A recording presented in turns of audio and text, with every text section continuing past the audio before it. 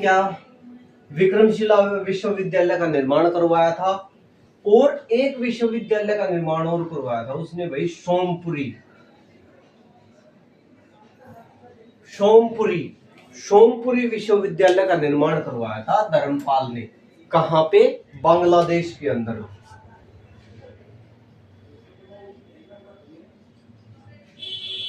सोमपुरी विश्वविद्यालय की स्थापना भी करवाई थी इसने धर्मपाल ने। यानी इस वंश ने ये देखो विक्रमशिला विश्वविद्यालय बनवाया, ओदंतपुरी विश्वविद्यालय बनवाया, सोमपुरी विश्वविद्यालय बनवाया। यानी शिक्षा के क्षेत्र में हम कह सकते हैं क्रांति इनके टाइम पे आई थी। किस वंश के टाइम पे आई थी? पाल वंश के टाइम पे शिक्षा के क्षेत्र में क्रांति आई थी। सोमपुरी विश्वविद्यालय, विक्रमशिला विश्वविद्यालय, ओदंतपुरी विश्वविद्यालय ये बनवाए गए थे। सोमपुरी बनवाया गया था कहां पर? बांग्लादेश के अंदर। और सोमपुरी का जो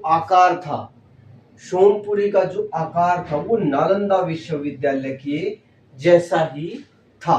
ठीक है। यहां पर चीन से, मलेशिया से,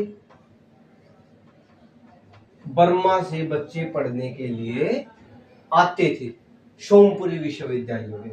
और 1985 के अंदर यूनेस्को ने इसे विश्व स्थल घोषित कर दिया था। ठीक है। इसके बाद पढ़ते हैं इसके पुत्र देवपाल के बारे में। ठीक है। देवपाल भाई इसने 810 से लेके 850 ईस्वी तक राज किया। ठीक है। इनके दरबार में जो एक विद्वान रहते थे भाई वज्रदत्त, जिन्होंने रचना की थी लोकेश्वरवाद की।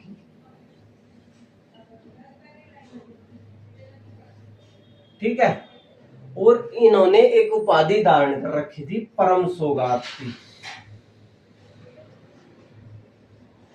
और इस वंश का ये भाई तीसरा शक्तिशाली शासक था।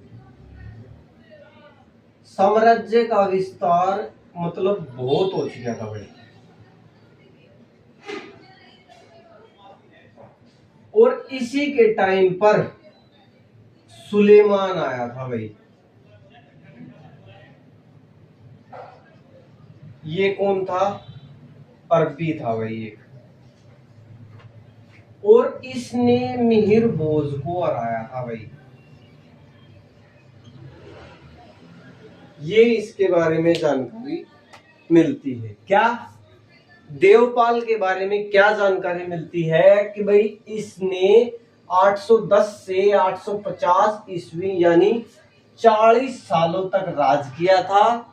अपने पिता की बात थी जो कि धर्मपाल ने राज किया था 770 से 810 और गोपाल ने राज किया था 750 से 770। ठीक है भाई।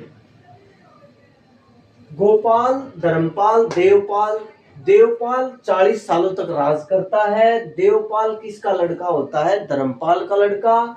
देवपाल के दरबार में विद्वान वज्रदत्त रहते थे जो कि एक लेखक थे। लोकेश्वरवाद की इसने रचना की थी।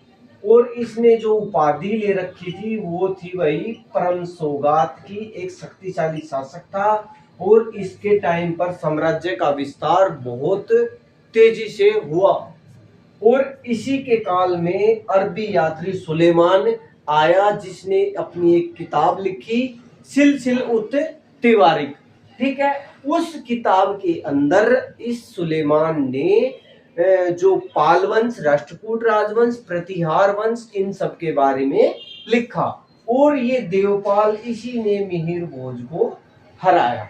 ठीक है। मिहिर भोज कौन था? मिहिर भोज जो गुर्जर प्रतिहार वंश था, उसका एक शक्तिशाली, एक जाना माना राजा था। ठीक है, ये बात है भाई देवपाल के बारे में। ठीक है, इसके बाद बारी आती है महीपाल की।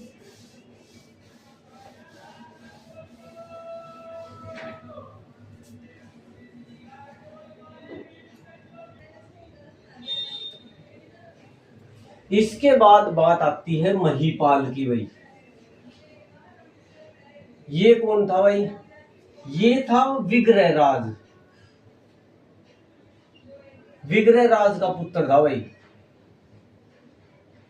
और इसी के काल में राजेंद्र चोल ने हमला किया था भाई।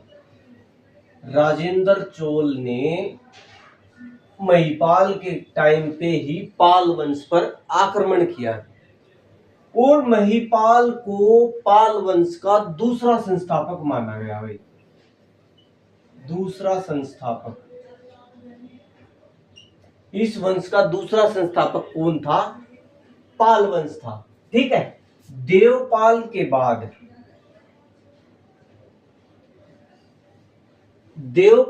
बाद एक दो जो राजा हुए थे वो कमजोर राजा साबित हुए, अपने शासन को संभाल नहीं पाए।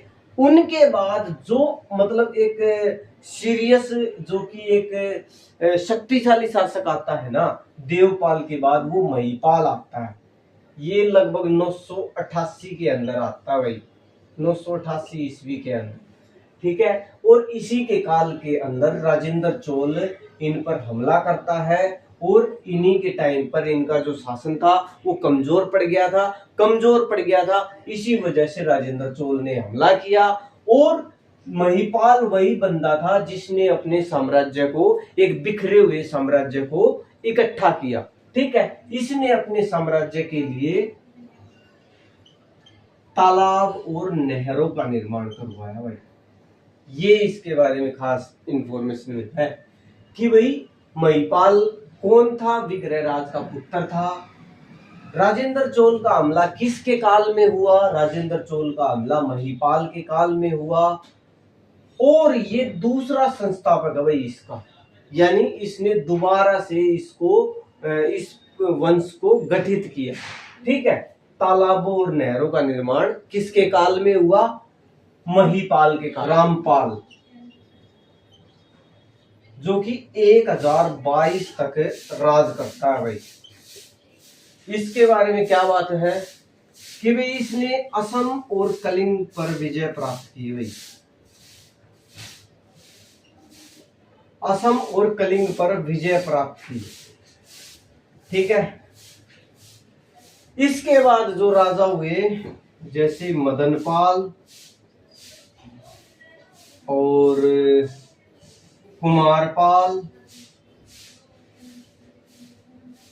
और गोपाल तृतीय, ये राजा हुए भाई। लेकिन इनके कारण क्या हुआ कि भाई जो इनका साम्राज्य था वो इनके पतन की ओर चला गया। ये कमजोर राजा साबित हुए। कुछ जो इतिहासकार हैं वो मदनपाल को इस वंश का सबसे आखिरी शासक बताते हैं। किसको? मदनपाल को। ठीक है, वैसे थोड़ा सा डिस्कस करूं भाई, इस वंश की, जो पाल वंश की जो स्थापना हुई थी वो 750 के अंदर हुई थी। 750 के अंदर स्थापना किसने, कौन करता है? गोपाल करता है। 750 से 770 तक राज करता है गोपाल। गोपाल के बाद जो सत्ता में आता है धर्मपाल, और गोपाल ने एक विश्वविद्यालय बनवाया था ओदंतपुरी, जिसको बख्तियार खिलजी ने जला दिया था। ठीक है, उसके बाद इसका लड़का आता है धर्मपाल। धर्मपाल 770 से 810 तक राज करता है। धर्मपाल ने विक्रमशिला सोमपुरी विश्वविद्यालय की स्थापना करता है, जो कि विक्रमशिला को भी बख्तियार खिलजी जला देता है। और जो सोमपुरी विश्वविद्यालय वो है बांग्लादेश के अंदर। ठीक है, मलेशिया, बर्मा, चीन से बच्चे पढ़ने के लिए आते थे। ठीक है, और 1985 के अंदर जो सोमपुरी विश्वविद्यालय था उसने उसको विश्व विरासत स्थल घोषित कर दिया था। ठीक है। धर्मपाल ने त्रिपक्षीय कन्नौज का युद्ध में भाग लिया था, जिसके अंदर धर्मपाल पराजित हुआ। इसके अंदर जो विजय प्राप्त की, वो विजय प्राप्त की थी राष्ट्रकूट राजवंश के शासक ध्रुव ने। ठीक है। ध्रुव क्या करता है, अपनी लड़की की शादी धर्मपाल से कर देता है। धर्मपाल के बाद उसका जो लड़का सत्ता में आता वो होता है देवपाल, और देवपाल के टाइम पे ही जो अरबी यात्री सुलेमान आता है, और सुलेमान ने एक किताब लिखी सिलसिल उत तिबारिक, उसके अंदर ये पाल वंश, वत्सराज, प्रतिहार वंश और राष्ट्रकूट राजवंश इनके बारे में लिखता है। ठीक है। देवपाल के बाद बारी आती है महिपाल की, महिपाल के बाद बारी आती है रामपाल की, रामपाल के बाद जो अंतिम शासक होता है वो होता है मदनपाल। ठीक है। और इस वंश की मतलब जो पतन की ओर लेके जाता है वो कौन लेके जाता है, मदनपाल। ठीक है भाई, ये वंश लगभग 400 सालों तक इस राजवंश ने शासन किया। ठीक है। और बात करेंगे कि बख्तियार खिलजी के बारे में कल बात करेंगे अच्छे तरीके से। राजेंद्र चोल का जो हमला होता है वो किसके काल में होता है, महिपाल के काल में होता है। ठीक है। तालाब और नहरें किसके काल में बनवाई जाती हैं, ये इसी के काल में बनवाई जाती है, महिपाल के। ठीक है।